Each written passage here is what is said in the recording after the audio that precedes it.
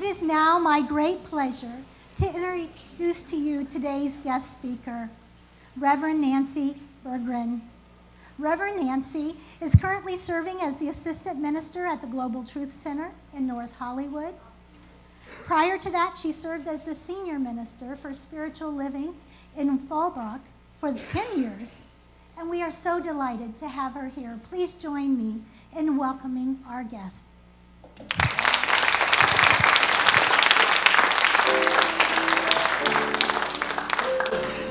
Good morning, everyone. I just returned from a retreat in Ojai, California, at the Pepper Tree, which is on the grounds of the Krishnamurti Foundation. And I got back yesterday afternoon, and as we were doing our closing ceremony on the lawn, seated in a circle, we had created a little altar in front of us, and everyone had brought something from nature that we were putting there and honoring the nature around us. And someone said, "Look up."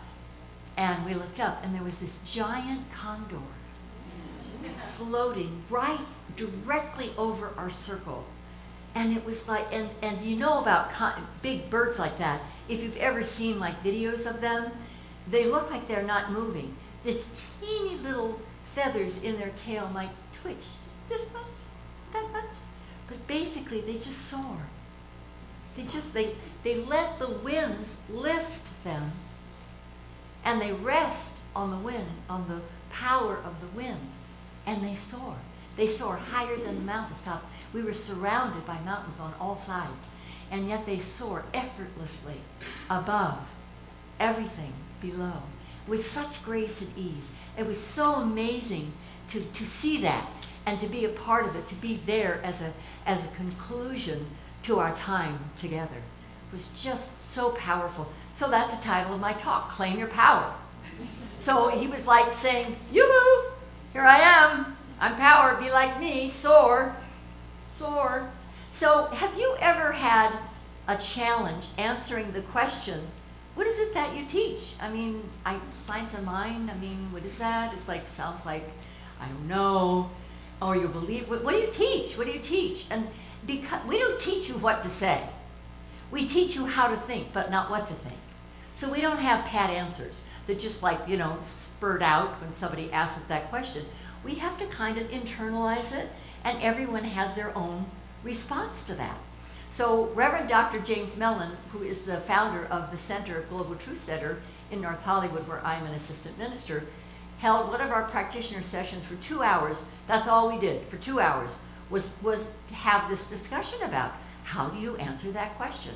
So the discussion was great. Everybody had wonderful ideas and suggestions. We didn't really come up with something that we could crystallize as this is it, So the next morning I woke up early and I was in my practice, and all of a sudden it started to flow through me because I was full of it. I went to sleep with that in my consciousness, and it started to flow through me, and I wrote it down.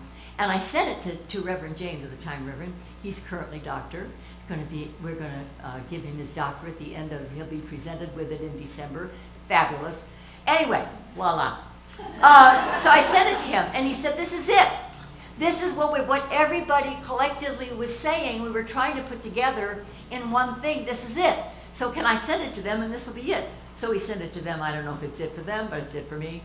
So at least I have something to say now when somebody asks me. So what is it that we believe? You are far more powerful than you know.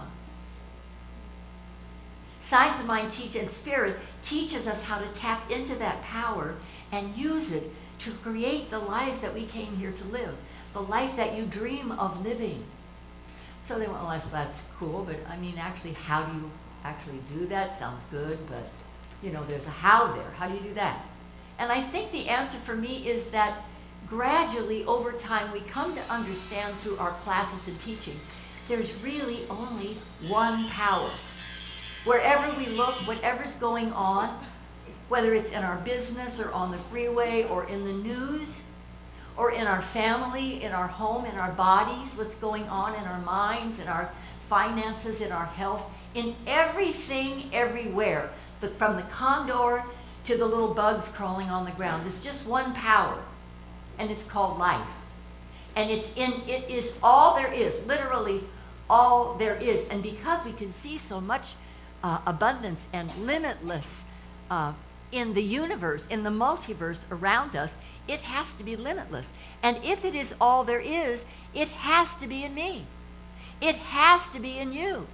But we were never taught that. And if we don't know it, we can't use it. So our teaching is to teach us it's not hard, it's not far. We go too far afield to try to find it. It's here. It's in me. But as long as I deny that it's in me, then it can't be, because I get to choose, thank you, I get to choose what's the truth for me. You get to choose what's the truth for you. How much of this infinite possibility are you willing to allow in your life? And there's no plateau. There's no beginning and no end, because it is infinite, and that means forever.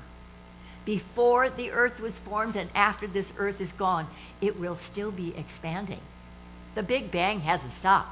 We're still, scientists tell us, the universe is continuing to expand. They tried to tell us about 5 or 10 years ago, no, it's shrinking, it's slowing down, it's not working. No, the opposite is true. It's expanding faster than ever before. Faster than ever before. So Ernest Holmes wrote this: to realize that God is ever present and ever available is to know that all the wisdom, all the intelligence, all the power of the universe is right where you are. Your word is power when you know this. That's why everything in your life depends on your belief, and why it is done unto us as we believe. Change that belief and you change your world. But here's the thing about belief. Most of our beliefs, our core beliefs, were created in us before we were 5 years old. So we're not even aware of some of them. Pam Grout, who wrote the book E Squared, said she got out of college and got her first job, and she was doing fine, got a little apartment, and she was doing okay, but she noticed that all these fears around money started coming up. Am I going to have enough to make it to the end of the month? Will I have enough to pay my rent? Can I afford the computer that I have to have for my job? Could I possibly buy the guitar that I really want? And she said she was out jogging one morning, and all of a sudden she got it. She said, I was echoing all the words I'd heard my mother say all the years I was growing up. Will there be enough? We might run out. We'd better save stuff. You know, gotta be careful, gotta be careful. And she said, I just let it all go. She said, I am so prosperous, I will never have to worry about money again. Let's say that. I am so prosperous, I will never have to worry about money again. Isn't that cool? Never, ever worry about money again. So, I'm a professional actress, and I've done some fun things. Started when I was 2.5 years old, so it was just natural. Whatever they said, it just flowed like breathing for me. So, but I noticed that recently I hadn't done any work. And I started to notice it, and then I started to get a little unhappy about it. And I started to get a little depressed about it. And the thought started, the tape starts running. Maybe it's over.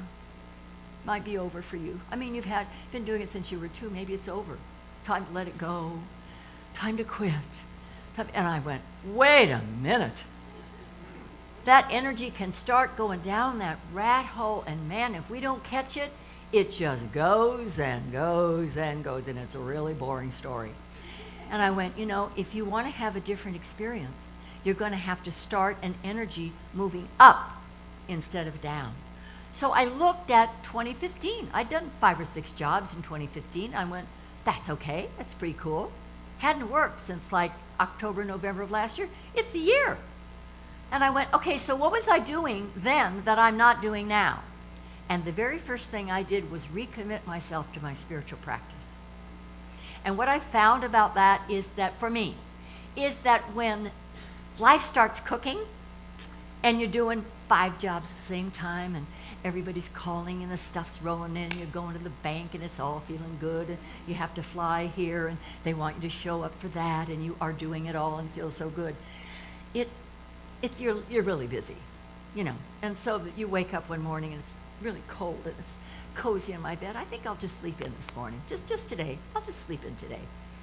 I was up late last night and I'm doing all this work. And then 3, 4, 5 days later you go, oh, I think I'll sleep in again. And before you know it, with no intentionality behind it, and if we don't catch ourselves, we notice that our spiritual practice is it's kind of there. But that's not what gets us the goodies. That's not what's going to get us where we need to go. So the first thing I did was recommit to my spiritual practice. And the minute I did that, I started being wakened by spirit at 5:57 every morning. Until I slept in one day, and then I went, okay, I have an alarm clock. So if I'm not awakened at 5:57, I'm up at 6 o'clock. And I rededicate myself to my spiritual practice. I have to go within. Because there's no power unless you tap in. We're all like lamps, but we have to plug in. That's our plug. For me, that's what works, is morning spiritual prayer. And then I started creating affirmations for myself. I, Nancy Berggren, am a successful working actress. And I'd walk around the house saying that. I, Nancy Berggren, am a successful working actress. And then I set goals for myself. I always set goals. Why am I not setting goals? I love rising early. This was a good one. I love rising early to commune with the Spirit. Then I changed that. I love rising early to drive to the studio. And so we need to create those things, those words that work for you, that are taking you not down the rat hole, but up in consciousness where we need to go if we're going to accomplish what it is that we long to accomplish. So I wrote, I am so grateful for my new role in a TV show that I love, with people that I love, playing a character that I love, for which I'm richly paid, on or before 12/31/16. Got to put a date on it. If you can't put a date on it, you don't really mean it. So put a date on it, always, before, and then, but the best one was this one, from Stephen Covey in 7 Habits of Highly Successful People. Begin with the end in mind. So start celebrating now, regardless of what it looks like or what it feels like. Start celebrating now your success. So my manager, when I book something, she calls me on the phone and she says, congratulations, you just booked da-da. So I started walking around the house going, congratulations, you just booked Grace and Frankie. You just booked NCIS. You just booked. So I'm going to invite you to say that with me. Congratulations, you just got it. So you're on the phone. They've got you on the phone. It's the thing that you've been working for all this time, and it's finally come through, but you don't know it. But you've been doing your work all the time. The phone rings, and you hear the voice, and this is what you're going to say. Congratulations, you just got it. Let's all say that together. Congratulations, you just got it. Okay, now turn to the person next to you or somebody behind you. You could look right at me. And we're going to say that to somebody, or say it to her. You guys get together. You say it to me. You say it to me. Congratulations, you just got it.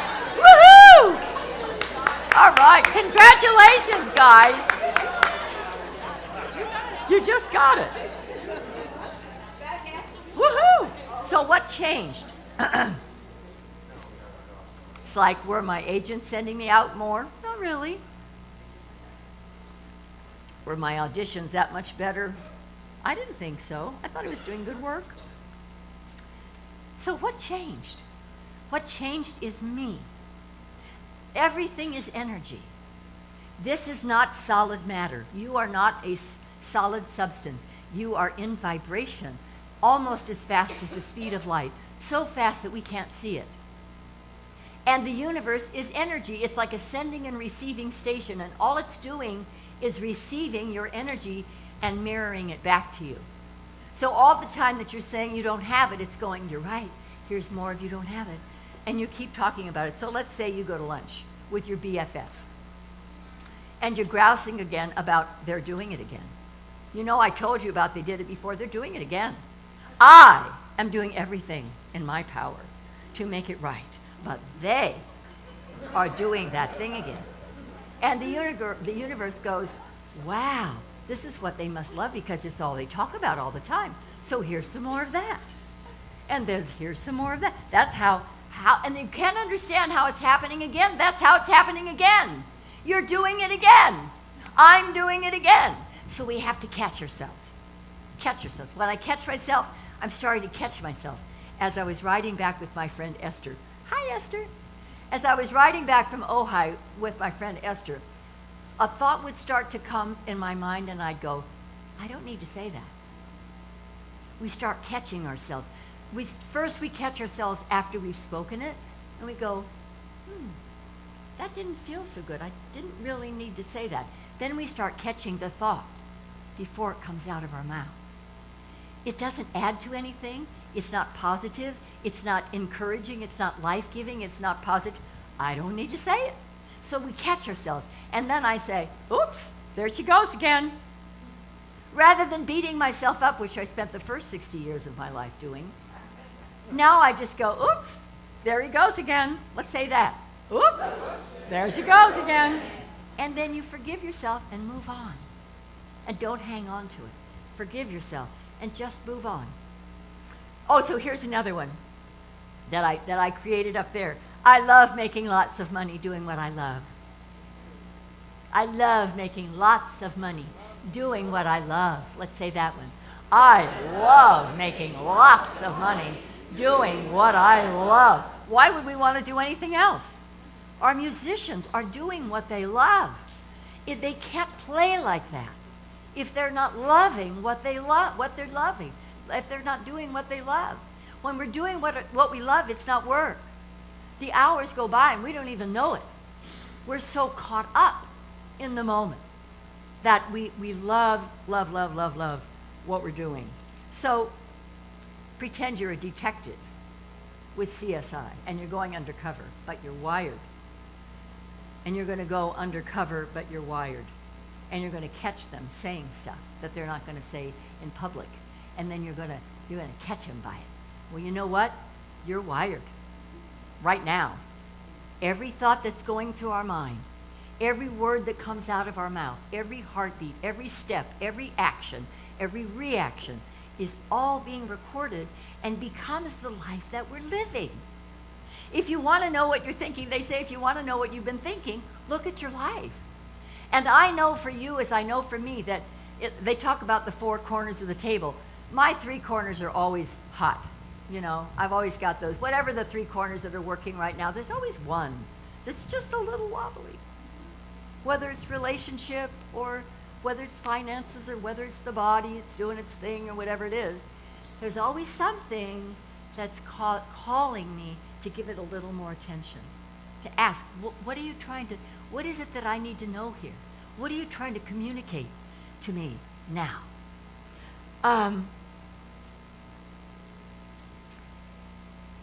There's a book that I taught 18 classes on called The Impersonal Life by Joseph Benner.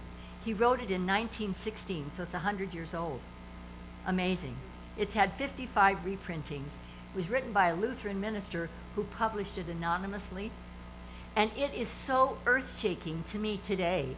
I can't even conceive of what it would have been like in the great wide world in 1916. This is what he wrote. Speak in the consciousness of your oneness with me. Speak in the consciousness of my power in you and my intelligence in them. Speak. Command what you will in this consciousness, and the universe will rush to obey. In this consciousness. Where did it start? Your oneness with me.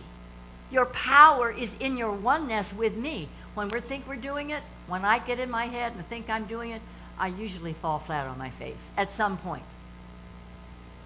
So begin with the consciousness of your oneness with the me. Who's the me? You are. Your higher self, your God self. And Ernest Holmes says it doesn't matter how vast it is, how immense it is, how untouchable or unseeable it is. All of it comes to a point at your consciousness. That's your connection, your consciousness. That's why the time that we spend in meditation and prayer is so important. We can't get it on the evening news. It's not going to be there. We're going to get it in our quiet time, in our internal quiet time, tapping in to that heartbeat, that connection to Source.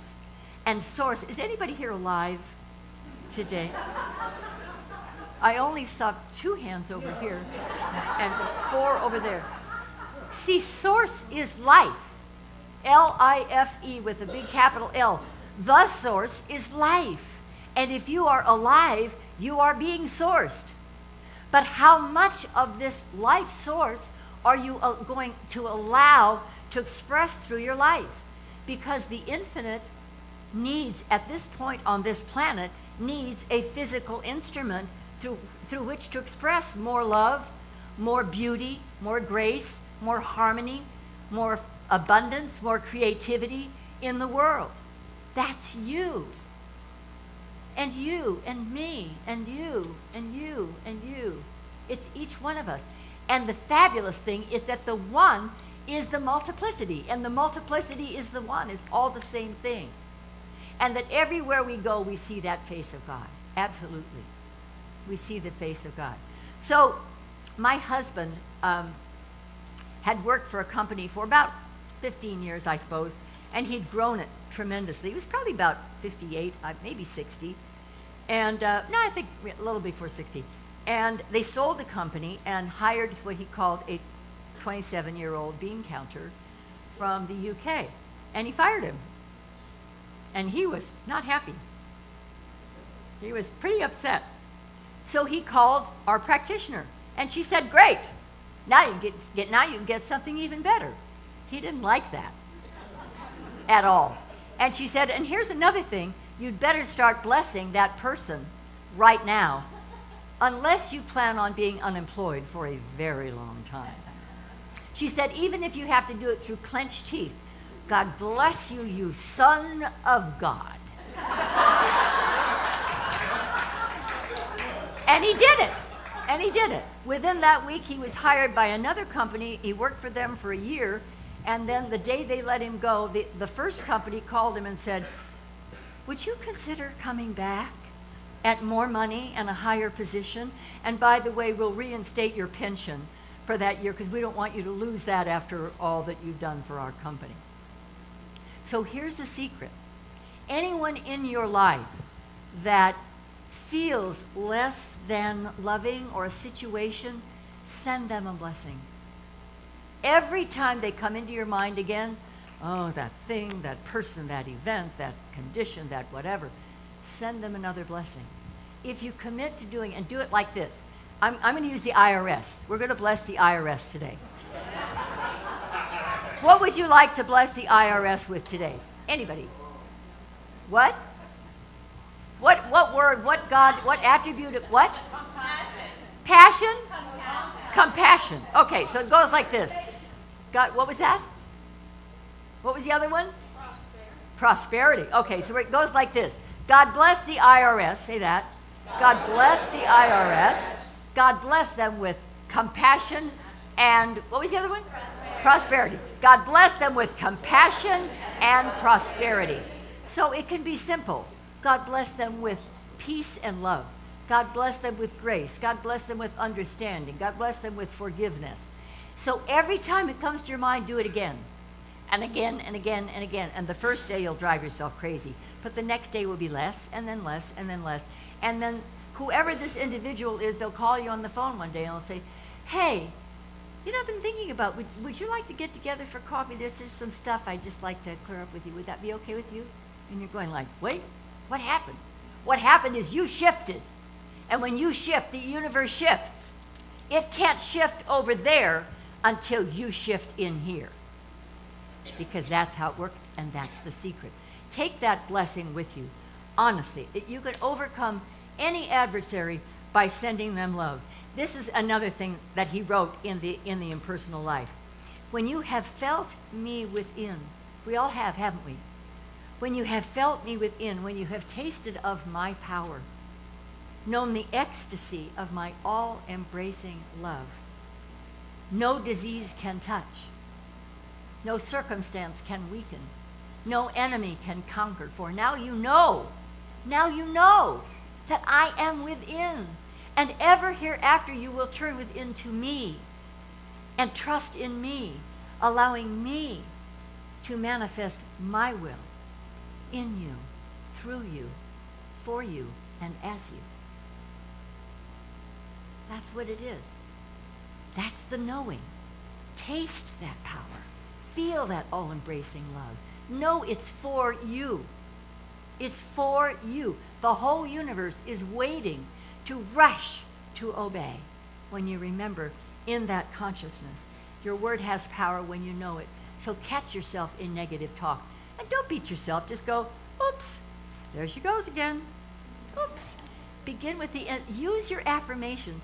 I, and your name, am a powerful, successful, whatever, writer, speaker, business person, builder, creator, painter, teacher, mother, parent, grandparent, whatever it is. Use it and speak it out loud. Congratulations, you just did it. So let's say that all together. Congratulations, you just did it. Congratulations, you just did it. One more time with all the power and passion. If you really believe that you really got the thing that you're dreaming about right now, you just got it. We're going to celebrate it right now and say it with me. Congratulations, you just got it. And so it is. Namaste.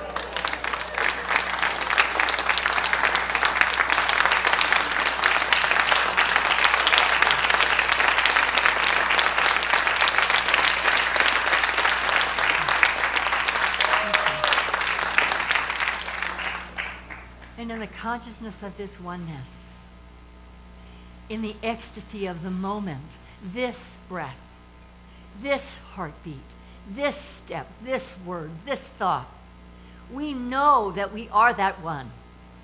That each one that we look into the eyes, they are that one. And regardless of what we hear, God is speaking. So we listen with our heart. And we watch our words, and we do not speak them in condemnation, in criticism, in blaming, in judgment. A Course in Miracles says there's only love or a cry for love. So if we're not hearing love, we're hearing a cry for love. And you are that love. You are that. You are that. And in that moment, you are being called to go deeper. Deeper than your head, deeper than your ego, deeper than who you think you are, and come from that place and allow that deeper love to speak into that hurt, to speak into that need in that moment, and be that God self, be that soul, be that love, be that energy of life and compassion and gentleness and reverence for life, all of life, no matter what it looks like. All of life. So in this moment, if there is anything in your heart that feels less than loving, please find a practitioner following the service. Don't take it home with you. Leave it here. Let them remind you who you really are.